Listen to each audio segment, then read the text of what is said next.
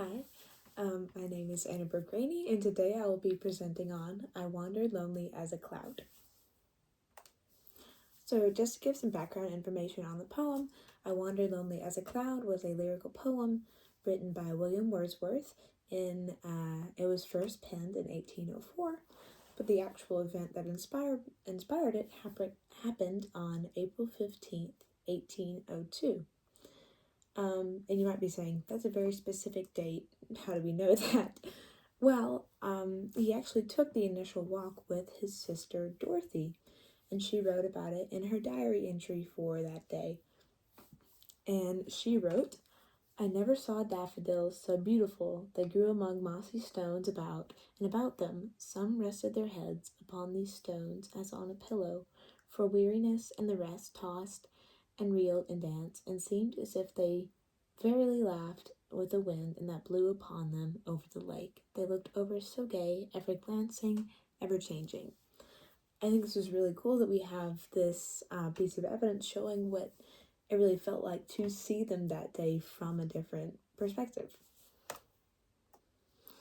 So also to give some better context on the piece, we can look at another piece by Wordsworth, Lyrical Ballads. So within the preface to Lyrical Ballads, William Wordsworth claimed that his purpose was to imitate and as far as possible to adopt the very language of men. We can see that this is evident in the poem because he writes very simply. He writes in a way that is easy to understand for the average person. It's not full of flowery language, no pun intended, and it's not full of, crazy mythology or things that you need to have prior knowledge to know. He writes in a way that the average person can easily comprehend and easily appreciate. Also within Lyrical Ballads, he defines what poetry is to him in many different ways, but two prominent ones was he says that poetry is the image of man in nature. And this poem is a great example of that. At its bare bones, it is a man in nature appreciating its beauty. It's a picture of man in nature. And also he talks about poetry as an acknowledgement of the beauty of the universe. So within the poem, he's talking about the beauty of these daffodils dancing about the wind, but he also talks about the beauty of the waves and also the twinkling stars above. He talks about varying different elements of beauty within the world and within the universe. Water. So some themes is, first of all, loneliness. The very first line is, I wandered as lonely as a cloud that floats on high o'er vales and hills. This kind of portrays how he is at this scene by his lonesome, and he is watching almost omnipotently over this beautiful scene, and he feels kind of detached from other people. He is by himself appreciating this view, but he makes the most of that, and he enjoys the solitude and finds connection with nature through that. Another theme is nature or beauty in nature. One line is, the waves beside them danced, but they outdid the sparkling waves in glee, talking about how the daffodils were so beautiful. They were even more beautiful than the sparkling waves. And also joy and simplicity. At the end of the poem, he finishes with, my heart with pleasure fills and dances with the daffodils. Even though he's gone back home and back to regular life, whenever he feels down, he thinks on this beautiful scene, and he finds joy just in remembering the scene of the beautiful daffodils. So what are some takeaways that we can take from this poem as modern readers? Well, there's plenty, but here are 5. So the first one is to appreciate the beauty of nature. That's pretty self-explanatory, but in our modern day, we oftentimes appreciate nature through a screen, through secondhand means, whether through film or media or social media where people have gone out and we watch a video they made, or we look at pictures they took, and we say, oh, that's pretty, that's nice, or I wish I could go there, but we never think long and hard about it. We never truly appreciate it.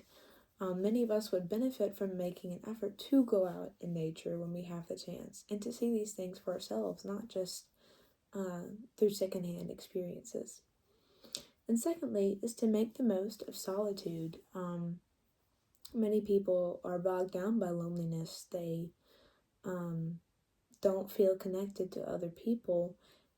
And while that is a very harrowing thing, I think, many people could make the effort to find joy in solitude and to make the most of it. There's lots of things that are best enjoyed alone. Like, sometimes it's better to enjoy nature by yourself. There's benefits to solitude, and we could all benefit from trying to find them and make the most of it.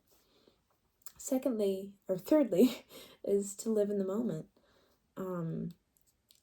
Wordsworth wouldn't have really appreciated the daffodils as much as he did if he was busy on his phone, if he had a cell phone at the time, or if he was busy thinking or worrying about things besides what was just in the moment. He was able to appreciate the beauty because he was living in the moment, and we could all benefit from that as well. And finding joy in the little things. A lot of us think that there's only joy to be had in gaining more material possessions or money or status. We think, if I get XYZ, then I'll be happy. But you have to live in the moment. You have to find joy in little things, just like finding a flower in the crack in the sidewalk on your way to class. And then lastly is to think on good memories. I am definitely guilty of whenever I feel a bad emotion or a pensive mood, like he talks about in the poem, I'm quick to jump on my phone to watch YouTube or just kind of dive into some sort of media to distract myself from it. And many studies show that is not healthy. But what Wordsworth does is, when he's laying on a couch and he's having a bad day, he thinks back to this lovely memory of these daffodils. I think we would all feel a lot better if, when we felt down, we thought on beautiful memories. It doesn't have to be necessarily of nature. It could be of family or friends or whatever it is. If we just took a moment to take a deep breath, calm down, and think on good memories, I think we would all feel a lot better. There are many benefits to be found, not just in this piece, but also from other of Wordsworth's poems and other romantic poems, just telling us to slow down, enjoy the moment, and find beauty in the little things. Here's my bibliography. Thank you so much for watching.